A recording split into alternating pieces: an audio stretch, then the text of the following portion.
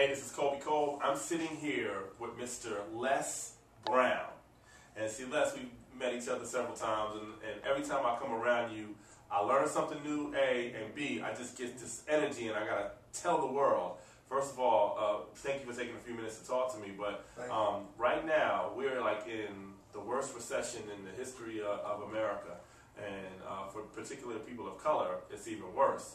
And you're coming to town, we're here in Cleveland, and we got so much going on in Cleveland. But one of the things that is happening in this city is that a lot of people are struggling, like in other major cities, especially African Americans. And so we brought you to town to talk to the people, get them motivated, because every time that I've ever been around you to see an event, you turn things around, you motivate people. So let's talk about what are some of the things that folks can do to just get past this recession that we're in. Well, one of the things that we need to do, Cody, is first of all, I want to thank you very much for having this conversation and inviting me here, because one of the things I admire about you, and I saw your mission statement when you came to the station, is that you're an innovator. You believe in and expanding beyond where you are currently in terms of radio. That radio is not just a vehicle to be used to entertain people, but to empower people. And that's the name of the game, empowerment.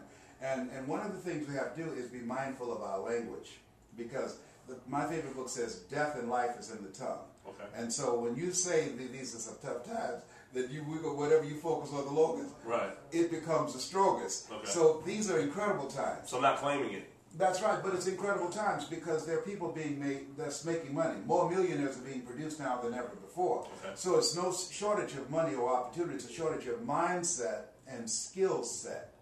The mindset of the individuals, how they see it, and the skill set. If you're in the wrong mindset, you can look at opportunities and all you will see will be the negatives. If you're in a negative mindset, that's how things are. If you're in a positive mindset, you can look at obstacles and all you will see will be opportunities. So our mindset is very, very important. And the skill set, being able to leverage your knowledge and skills. 3 reasons that people fail. 1, they don't know what they have going for them. Okay. 2, they don't know how to make money with what they have going for them. And 3, they don't know how to get access to the people that will pay them for what they know. Why is that important? Because we have created a generation of problem staters.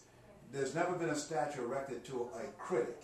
As we begin to talk about the possibilities of what we can do in our communities, people live within the confines of the conversation they believe about themselves. That's what psychologists call the self-explanatory style. As we begin to call forth those things that be not as though they were, and talk about what is it we need to do now? What are the things, what are the goals that we have to look at and say, this is what I want to do with my life?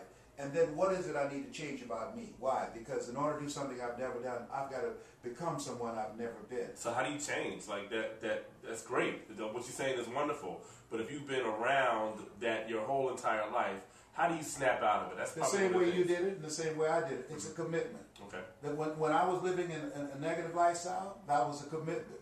And you have to be committed every day to get up and do the same flaky stuff day in and day out, all right? So when I was LB, Triple P, Lush Rodney, Platter, Playing Papa, there was none before me, there will be none after me. That was a commitment to be that kind of person. And then one day I decided, wait a minute, I'm better than this. Someone told me, and it took them a long time to convince me because I was very happy being flaky, being cornbread. Okay. And I saw myself as an entertainer. But he said, hey, you can do more than be the man of our town and MC shows at the Pink Pussycat Lounge and the Bottoms Up Club. Man, you're more than a disc jockey. You've got a mind. You can entertain and reach people. You can't even see them. You can do more than this. So through that positive relationship, he gave me a larger vision of myself. And so one of the things we have to do is, number 1, surround ourselves with people that we can learn from. Dr. Dennis Kimbrough said, if you're the smartest one in your group, you need to get a new group. Okay. So you got to look at your relationships and say, what is this relationship doing to me? Am I a better person? Am I growing mentally and emotionally and spiritually? Do they stretch me? Do they hold me accountable?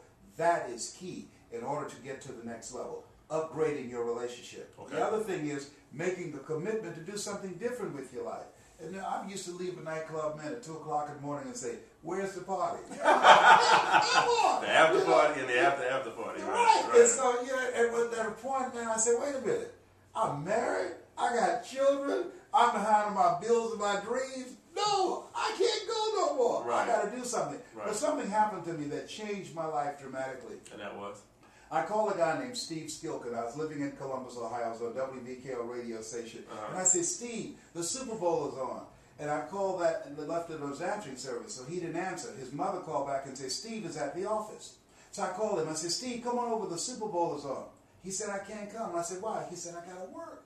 I said, oh, man, you can do that tomorrow. I said, no, I got to work today. Now I hung up the phone. Man, let me tell you, Colby, I couldn't rest. My kids were crawling in front of a television set. I was living literally in a doghouse. Because the apartment where I was living did not have a back door. Dog houses don't have back doors. Steve Skilkin lived in Bexley. His father had died, Joseph Skilkin. He built shopping malls around the world. Here I am, my poor behind, living in a doghouse, ready to watch the Super Bowl. Other people live their dreams. He's in his office working. He has over $400 million. His father left it, and he was working on Sunday. Wow. There I was about to watch other people live their dreams. I have not been able to watch another game since then. And then you were talking, too, about the average household income, which you just blew my mind with. Can you tell the people what you were saying? The Hugh Hispanic Report indicates that the average net worth of the average American white family is $88,000, a little over that. The average Latino family, Hispanic family, is $7,900. And the average African American is $5,800. Wow. Yes. Wow. And the difference is mindset and skill set. We have developed a culture of entertainment-driven people. What feels good. Dr. Carter G. Woodson said, if you can determine what a man shall think, you never have to concern yourself with what he will do. We have a dropout rate, man, in many areas across this country in the African-American community of over 50%. Why? Because many of our people don't value education. Stony the road we trod, bitter the chest we marred, felt in the days when hope unborn had died. We're living in a time right now that we know anything is possible. Whatever dream that people have, they need to expand those dreams now. But do you think that young people are learning from Barack and learning and seeing what he did to take it to the next level? I think they were learning from you and learning from me. Because we're closer to them. They can see that, but they have to look at us. Now, you and I, we have to raise the bar on ourselves. So now it's about the three things that can change our community. Number one, we have to collectively do the same thing that you're doing. Have programming that can entertain people but can empower people. Number two, give people goals and visions beyond their mental conditioning and circumstances. And three, create a community of achievers. That's key. We do not have a community of achievers. We have people who, when they get up in the morning, they're just trying to make it through the day. They're trying to survive. They're not thinking about what is it I want out of the day. We have not developed an entrepreneurial kind of spirit. The average immigrant that comes to this country has a 4-time greater chance of becoming a millionaire than the average American white. Because they come here with a mindset, I'm going to become successful. It's non-negotiable.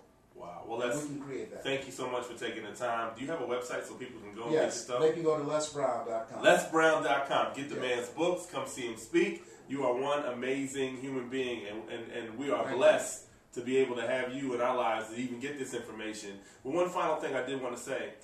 In the civil rights times, it seems like we were able to get the message out and get more motivated. What do you think now with the computers and the Twitter and all that stuff? I mean, we got the resources to do it. Yeah, it is lack of mindset. See, when you look at 2007, Time magazine said the person of the year was the computer. The computer makes it a level playing field. For the first time in the history of the world, poor people have access to information that wealthy people have. Now with Twitter, with Facebook, with Ning and all these other technologies out here and social networks, we can change the world. We don't need anything else but the mindset, the commitment that we are going to do 3 things. We get up 7 powerful words that I want people to embrace. The 7 powerful words are, number 1, be kind.